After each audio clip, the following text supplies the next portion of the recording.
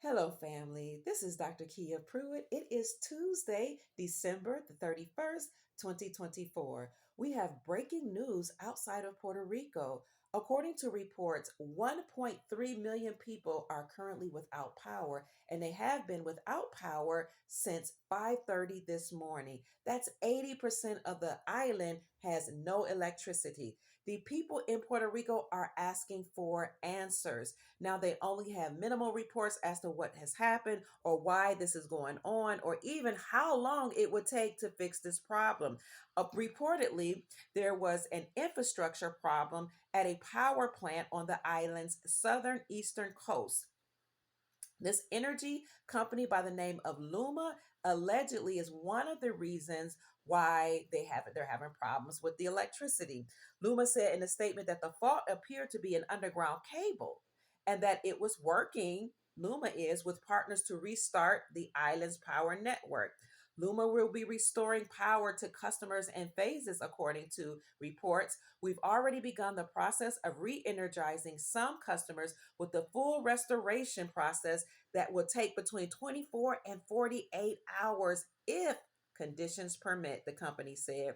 Joshua Colin, the director of the Puerto Rican Electrical Power Authority, said in a radio interview that a problem with the power line in the south caused a cascade effect that led to multiple power plants failing. He said it will take much of the day to fix this problem. Now, when I was there in Puerto Rico this summer, many people told me that oftentimes Puerto Rico is targeted. I don't know why they feel this way, but they said they suffer power outages that are not widely reported. They deal with a lot of weather manipulation and hurricanes and all types of storms there that sometimes wipe out the electricity and causes restaurants and businesses to close. So this might be just one of the examples of such issues that they told me about that has occurred. The reports go on to say we're demanding answers and solutions from both Luma and Genera, who must expedite the restart of the generating units outside the fault and keep the people duly informed about the measures that they are taking to restore service and resolve this issue throughout the entire island. Power outages are a frustratingly frequent occurrence. I told you guys that according to many Puerto Ricans. A string of blackouts during the summer sparked protests and prompted San Juan Mayor Miguel Romero to declare a state of emergency. Those protests led to the United States owned Genera PR taking over management of previously state owned power stations, which are on average 45 years old, twice the age of equivalent facilities on the U.S. mainland, and highly reliant on fossil fuel. More than 700,000 customers were without power in Puerto Rico in August, with Tropical Storm Ernesto that hit the island. As I told you, the people there were saying this is um, a yearly occurrence almost, but it happens often, and nobody seems to know about it here on the mainland. Well, now it's making mainstream news, and I found this at yahoo.com. So I want to thank my listeners and my supporters who sent me this information and told me to look into it because we want to know what's going on with our Puerto Rican brothers and sisters. And I caution you and I encourage you to call your family members and your friends and see if they're able to, even respond, because I don't know if this is affecting their cell phones or not.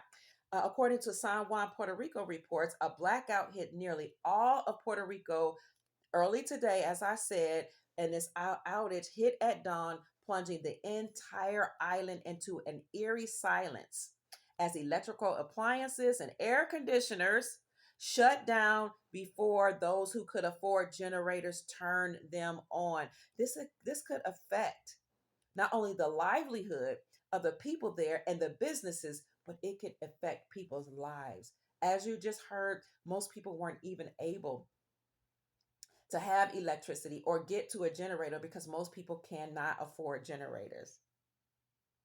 It had to be on the 31st of December, exclaimed one man who gave his name as Manuel as he stood outside of a grocery store in the capital of San Juan, grumbling about the outage that coincided with his birthday. There's no happiness, he said. So nearly 90%, some reports say, of the island was affected by this blackout. Another article said 80% of the island. Now this report is saying more than 90% or nearly to more than 90% depending on the articles. And some are saying instead of where I read earlier was 1.3, some articles are saying it was 1.5 million clients across Puerto Rico that were left in the dark, according to this one is according to Luma Energy, a private company. So it just depends on what source you read, family, in terms of knowing exactly what was going on. But I would again would encourage you to stay abreast on this news and check on your family members. Now, a lot could be happening not only in Puerto Rico but in on the mainland here in America as we approach January the 20th. Tomorrow is the new year, is January the 1st, 2025. So, a new year according to the Gregorian calendar. So, we know that a lot of things can happen right before we get to the inauguration of President Trump that is to occur on January the 20th. However, we've heard that between the 1st and the 20th, we could hear a lot of news come out from the white hats of the military or the good guys, like doing away with taxes, like doing away with the IRS, like the collapse of the federal government, a resurrection of the gold standard. A lot of good news is coming out from certain sources about what we are to expect as we go into the Gregorian New Year.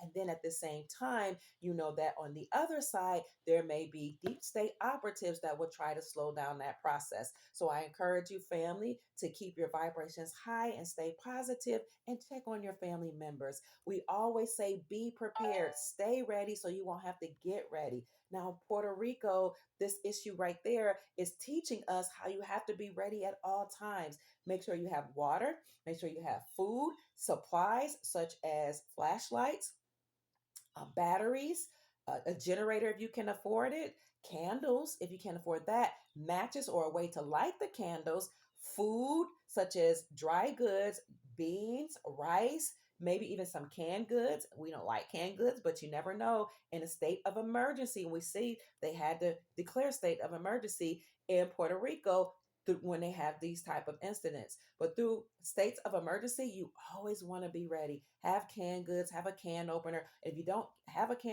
opener on hand, at least have a knife because you can open up cans with knives. That's something that we learned. And have toilet paper and all the things that you would like to have on hand in the event a store closes because of a blackout or because of some type of shutdown or because of state of emergency. You always want to be ready. Have your car filled up with gas, have money on hand, because with a blackout in Puerto Rico, that means the people aren't able to access the banks and get money out of the ATMs. Family, please